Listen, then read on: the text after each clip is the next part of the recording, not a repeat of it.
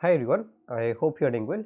So in this video, we are going to discuss Leetcode problem of the day, and today's problem is pseudo-palindromic paths in a binary tree, and it is a medium level problem. So basically the problem says that you have to start from the root node, and a path is considered to be any like a sequence of nodes such that you reach the leaf node starting from the root node, right? So basically 2 3, this particular 2 3 will not be considered a path, but 2 3 3 can be considered a path, and then 2 3 1 is a valid path as well, right? So this is what they want to say. Now we have to find all the pseudo palindromic paths. Now a pseudo palindromic path they have defined as a path which has the elements which can be rearranged to form a palindromic number. So for example 2 1 1, these three elements together like this is itself not a palindrome, but if I rearrange the elements like this, it can become a palindrome, right? This is what they want to say. So before diving deep into the problem, let us first understand what kind of like elements together can be pseudo palindromic, right? So let's say there is an even number of elements. So let's say there are 4 pieces, right? So let's say I put A here, then I am supposed to put A here as well. Let's say I put B here, I will have to put B here as well. That basically means all the elements will have even frequency, right? So if the size is even, all elements should have even frequency, even frequency, right? Now let's say the size becomes odd. So let's say we will have an element in between, and this part will remain the same. Now I can put an other element C here, right? So if the size is odd, exactly one element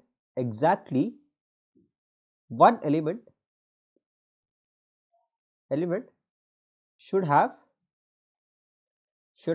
odd frequency, right? This is what we have. Now you see that here C has odd frequency, which is 3. Let's say I replace C, these two B's with C, right, like this. You will see that still there will be exactly one element with odd frequency, and again if I replace these two elements with C as well, again there will be exactly one element with odd frequency when the size or the number of elements is odd, right? So this is the best way, or this is the best definition to define an palindrome, right? So what I am saying is, if the size or the number of values is even, then there will be no values that should have odd frequency, and if there is the size of this particular palindrome is odd, then there should be exactly one element with odd frequency, right? Now our question boils down to finding out the leaf node and finding out from the starting node till the leaf node how many nodes have odd frequency. We will obviously know the number of nodes from here to here, right? Now depending on the particular condition, we will figure out whether the number of elements that I have odd frequency or even frequency. So this is pretty much an implementation based problem once you understand this particular part, and there will be multiple ways of implementing this. So I'm just going to show you my implementation, right? So what I've essentially done is, first of all, I've created a frequency vector of size 10, right? Now in this frequency vector I am storing what are all the elements and what are their frequencies, right? So there will be 10 elements starting from 1 to 9, right? Actually this will have the values from 0 to 9, but since we only need elements from 1 to 9, that should not be an issue, right? Now this count variable will count how many elements are there which has a frequency odd, right? How many elements are there with odd frequency, right? And this particular frequency vector is not actually going to store the frequency, but it is in fact going to store whether that particular element has an odd frequency or not, right? So you will see what I'm trying to say in a while, right? Now I'm starting my DFS, passing my root node and passing this value 1. So what is this one? It is the need value. What is need? Need basically represents what is the size or what is the number of elements I need at this particular position with odd frequency, right? So in the examples we see, either we need 0 elements with odd frequency or we need 1 elements with odd frequency. If the size is even, we need 0 elements with odd frequency. If the size is odd, we need exactly 1 elements with odd frequency, right? So initially the size is going to be the 1 with the help of the root node, and that is why I pass 1. That means if my tree or if my path ends here, that means I will need exactly one node with odd frequency, right? Now I starting from my DFS, if my current node is null pointer or if my node does not exist, I'm just going to return from here. Otherwise, I'm going to take the value from node value. I'm going to switch the bit in this frequency of value. So basically, let's say if initially all the values are 0 in the frequency vector, when I add a new value, I am taking its XOR with 1. So basically, taking XOR with 1 flips the bit. So if it is 0, it will become 1. If it is 1, it will become 0, right? So that is exactly what I wanted here. This is the behavior what I wanted. If the frequency of that particular value is odd, it should become even, and if it is even, it should become odd. When it is 0, it is even, and when it is 1, it is odd, right? So if frequency of value, that means the bit of this particular value after doing this particular operation has now become odd, I'm just going to increment my count, which means I have a new value with odd number of frequency, and if it becomes 0, that means I'm going to decrement my count, which indicates that a value which earlier had odd frequency now has even frequency, right? So count is going to store in real time whether my frequency, how many elements are there with odd frequency. In this particular problem, I didn't actually need this. Since the size is very small of all the number of elements, I could have just traversed through all the elements, but if the size is big, then this count variable will be very helpful, right?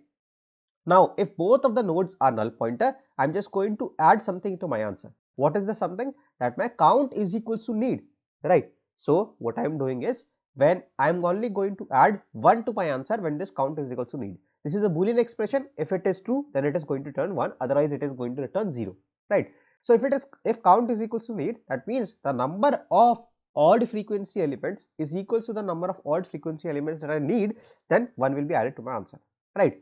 Now I just call my DFS on the left and DFS on the right and taking the XOR with need with 1, right? So basically, if my current need was 1, then in the next set of elements my current need will be 0, because let's say let me just write it down. So let's say current size is odd, right? So that basically means I need one element with odd frequency, right? And that is what was indicated by need. If I move on to the next element, then size will be size plus 1, right? And it will become even. This will become even. Now if this becomes even, then my need will become 0, right? Because now I need 0 number of elements with an odd frequency, and this need XOR 1 operation will make 1 XOR 1 is equal to 0, right? So this is going to work that way. So there is a couple of like bitwise operations here, but they are not very difficult to understand. They are very simple, right? Now I added that particular element here. I'm just going to do the exact same operation to reverse that particular thing, right? So if by adding the frequency changes or the bits flips, by removing also the bit will flip, and then I'm going to update my count, right? So at the end I can just return my answer, and this would be my final solution.